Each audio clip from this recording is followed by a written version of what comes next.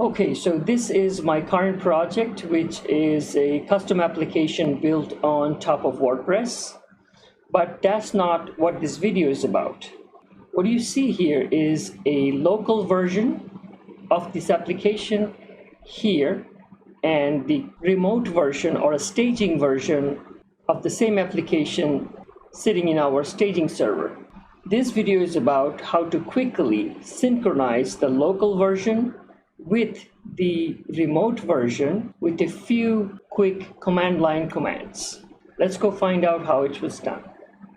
Okay, so let's start with my local setup here. I'm using MAM Pro, and here, this is the one in question. This is the project I'm currently working on, and as you can see, the local DNS ends with .local, right? So let's go look at them side by side. Okay, so let's focus on this URL right here. This one is the local one ending with .local. And now let's look at this one, this URL right here. It has a fully qualified domain name, and it even has SSL enabled and sitting in a remote box. So there's no doubt that this is a remote system and this is the local system. And now let's compare the two, even though they look alike almost. But if you look at here, this button, it says state and market, and the remote one says state and city. And if you look closely here, it actually has an author name listed by, but here it has nothing. And also look at the footer, it actually has the template name, but this doesn't, right? Now that being said, let's sync up both of them. And before we do, let's talk about WordPress deployment. This is not like a regular app. To synchronize or migrate or deploy any WordPress project, we have to have 4 things perfectly synchronized, namely the plugins folder, the themes folder, the uploads folder, and the database. So watch what happens when we use a tool called Wordmove from the command prompt. Here we are at the main folder of our project, which is v9, self-list v9, and do an ls. You see all our necessary folders. So from here, we're going to say Wordmove.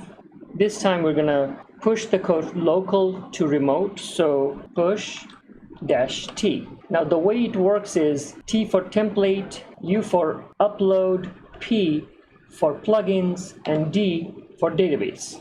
Now, since we are synchronizing mostly outside stuff or front-end stuff, everything will be included in the template folder, right? Styling, text, so on and so forth. So at this point, if we just synchronize the template, we should be all right. So let's go ahead and synchronize the template folder. Hit enter.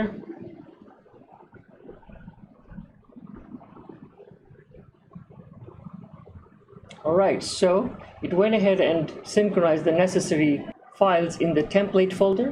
Interesting fact is, the first time if it does it, it's gonna move all the files. But if you keep doing it, it does incremental syncing, which means it's not gonna synchronize the files unless there's a change in the file, right? So this time it's doing only these files because those are the files had the changes, right? So let's go check out this guy side by side. Let's go over those differences, like state and market, city. It has the author name listed by, it doesn't, and the footer has the template name and it doesn't, right? So now let's refresh. This is the remote one. Boom, look at that. Just one command and all our changes are exactly the same. In here, here, and here with one command, even though it's a remote box right there. Now let's dig a little bit deeper. Okay, so before we move forward with further synchronization, where database, plugin, etc. will be involved. Let me just introduce Wordmove. This is a Ruby-based command line tool. As they say here, the command line powered WordPress deployed solution. And that's exactly what it is. You can come to this website and gather more information. Another one I wanted to visit is this.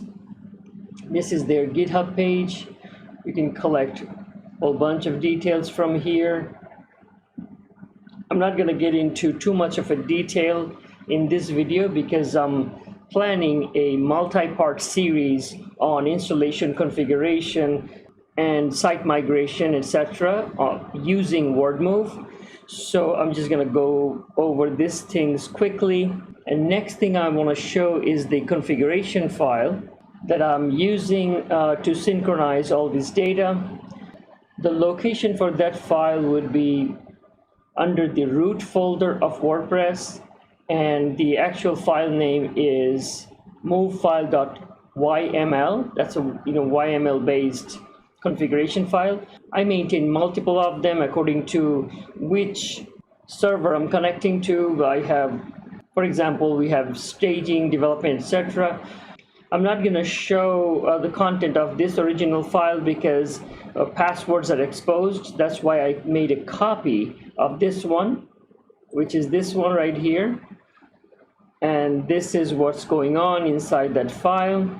In one of the next videos, I will start from scratch and show you how to build this configuration file and connect it to a remote box. For now, it starts with a SQL adapter. I'm using WP CLI. You don't really have to. There's a default one that avoids using WP CLI. And then there's this local information, the site URL, the actual root folder of the site, local in the local box, the database information, and here comes the remote box information, the URL, the root folder in the remote server, and the database information. The password, username, etc. are pretty exposed, so that's the reason I did not want to go to my real file, but in the next video we will start from scratch. And last but not least, the SSH connection. For Wordmove to work correctly, it needs to have an SSH connection to your remote box, and it has to have a connection that does not require a password. Don't worry too much right now because I'm going to create a video on that, how to connect remote box and set up with the SSH without a password. So that being said, let's go back to further synchronization where we get to see the true power of Wordmove. Okay, so now in this screen you can see there's a significant amount of changes that has been made between the local system versus the remote box. In here, it is pretty much a design in play. This is not really a real store, WooCommerce store, but on the other hand, on the left side, on the local box, it is a real e-commerce store has been implemented, which means now the plugin folder is involved. And as you can see, new images has been added, which makes the upload folder involved. And since new products were created, that brings database into play.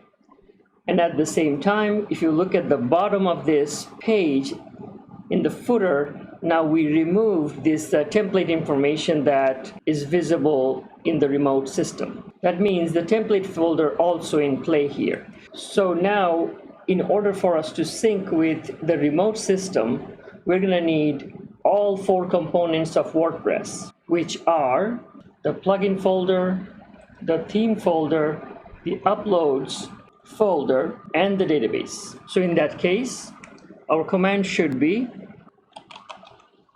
wordmove push -tupd. But before I start the synchronization, I would also like to show one feature it has that you can actually test the configuration with, which starts with S. This is basically a simulation. So for example, if once everything is connected, if we do ST, it's gonna simulate the push of the template folder, like this. And if this goes through successfully, we know the configuration is correct, yet we haven't touched anything yet, right? So let's go back and finish up our push here, TUPD, the template, uploads folder, plugins folder, and the database. All of them are in play. Let's do it. Hit enter.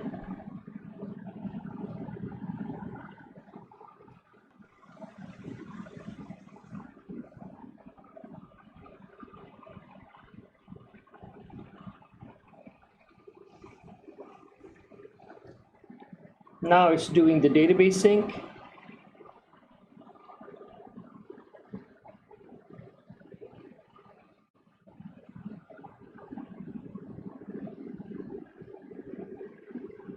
All right, looks like we are done here. Now let's go back. Now we know this is the local and this is the remote.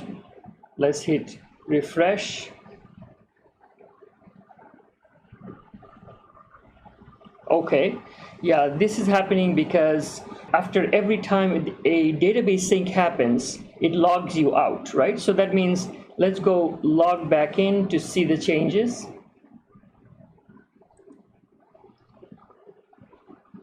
All right, and this is add points, so let's go to add points. Boom, look at that. Exact replica. And that, my friends, is the power of the tool Wordmove. And this is what real WordPress engineers use to sync up while they're coding. This should be all for this video. Thanks for watching. Thanks for watching. If you like this video, please smash the like button and the subscribe button. This will help me bring more free contents like this to you every week. Thanks again.